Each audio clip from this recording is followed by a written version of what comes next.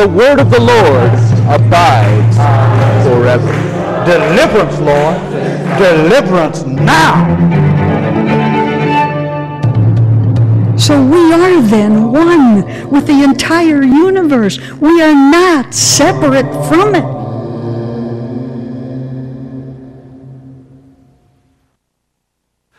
With innovations in transportation and communication, the world has in effect become a smaller place than it used to be. It's easier for people to travel and to see what's happening in other parts of the world. In the process, people of different religious faiths have been rubbing shoulders with each other more often and sometimes coming into conflict. This has stimulated a greater interest in the study of other religions. Huston Smith published a well-known text on world religions back in 1958. In this program, we explore the views of this mystic philosopher and his perennial quest for truth.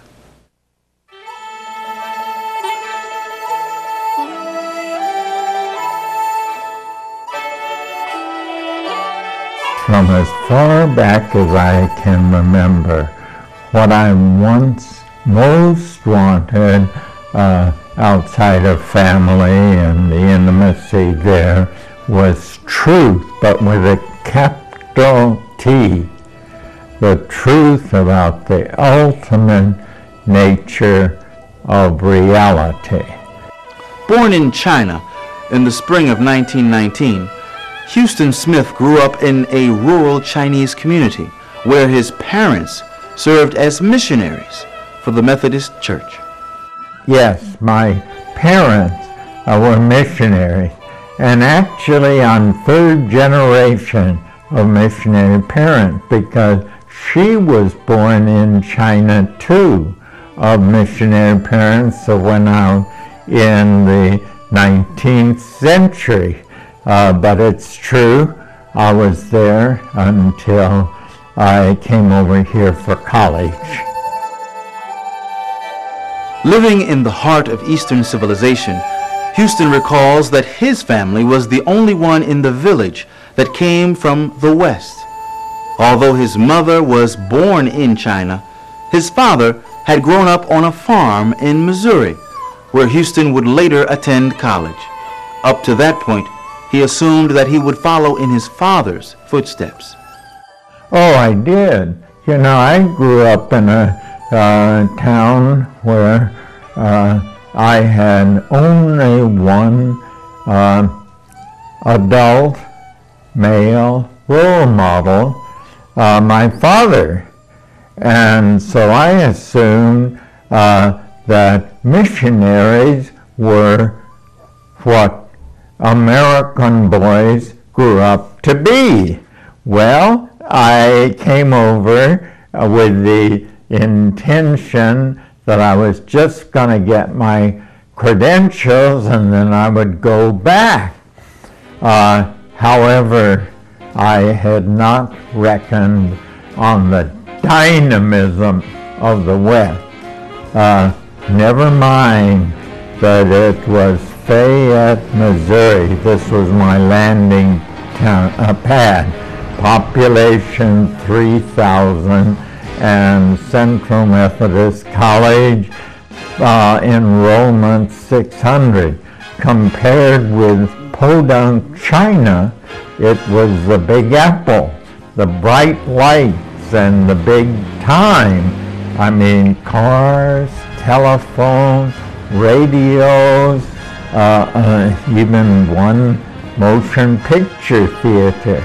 And it only took about 2 weeks for me to see clearly I wasn't going to go back and stagnate in rural China.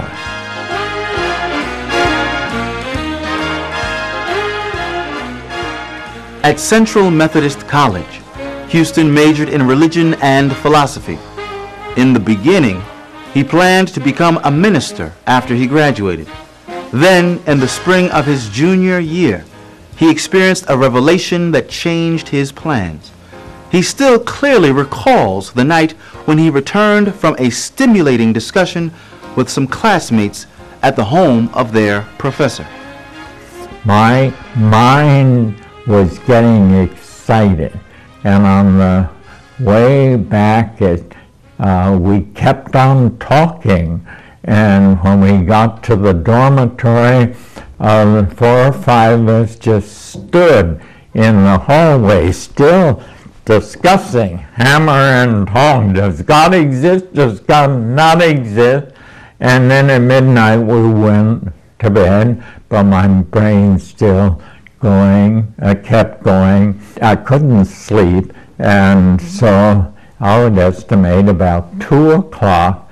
Why, all I can say is it detonated, and ideas became like visible, palpable, and I knew then that I was not going to be a minister. I still respect the vocation, but you have to run an organization, pastoral counseling, and this sort of thing, raising budget. It would take too much time away from my idea.